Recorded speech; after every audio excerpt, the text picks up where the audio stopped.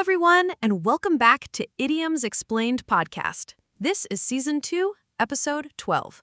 I'm Emily, and you're with Learn English by English. And I'm Alex. Great to be here. Emily, before we simplify things with today's idiom, let's tackle the What's Alex's Idiom Challenge from S2E12. Let's do it. Last time, Alex, you described your friend who was finding it hard to stick to a new diet and exercise plan and was thinking of giving up. That's right. We asked our listeners which idiom from Season 1 best described finding it hard to endure or continue with something difficult.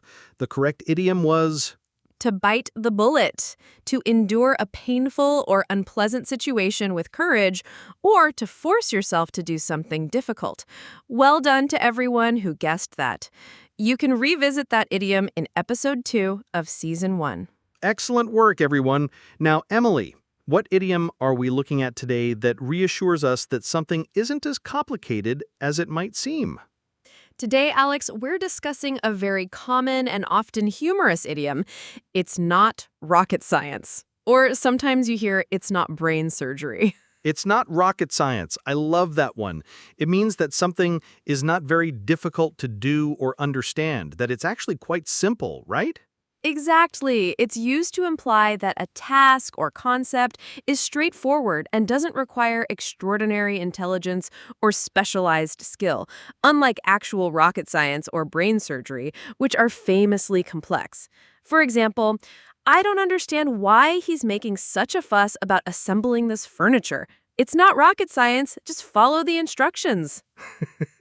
It's a good way to downplay the difficulty of something, sometimes a bit sarcastically if someone is struggling with something simple.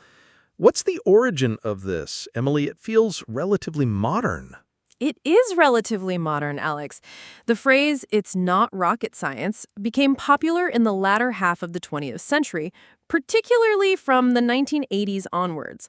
Rocket science itself is a field that emerged significantly in the mid-20th century with space exploration, and it quickly became a benchmark for extreme complexity. So it uses a widely understood example of a very difficult field to highlight the simplicity of something else by contrast. For instance, learning to use this new software might take a little practice, but it's not rocket science. Exactly. It's often used to encourage someone who thinks a task is too hard, or to gently mock someone who is overcomplicating a simple matter. Come on, you can figure out how to use the coffee machine. It's not rocket science. It's a very relatable idiom because most people understand that rocket science is indeed very difficult. It's about putting things into perspective. He was worried about cooking a simple pasta dish, but I told him it's not rocket science. It's all about that contrast. It reassures, or sometimes teases, by saying this isn't the most complicated thing in the world. So to summarize for our listeners, it's not rocket science or it's not brain surgery means that something is not very difficult to understand or do. A perfectly simple explanation for a simply useful idiom, Emily. And hopefully guessing our What's Alex's Idiom Challenge isn't rocket science either. Just good Season 1 knowledge. Let's hope so.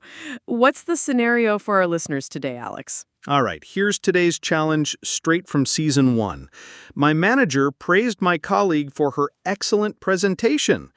She said my colleague really understood the client's needs perfectly and addressed all their concerns accurately. She said it was a perfect analysis.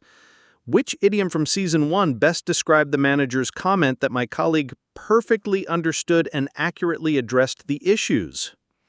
That sounds like a very successful presentation. Listeners, what do you think? Which Season 1 idiom means to be exactly right or to understand something perfectly? Post your insightful answers in the comments below. We're looking forward to your scientifically accurate guesses. And that's all for this episode. Thanks for joining us for Season 2, Episode 12 of Idioms Explained podcast. Make sure you're subscribed to Learn English by English and have hit that notification bell. We promise our explanations aren't rocket science. We try to make them as clear and straightforward as possible. Your support is highly valued. Until next time, everyone. Bye for now.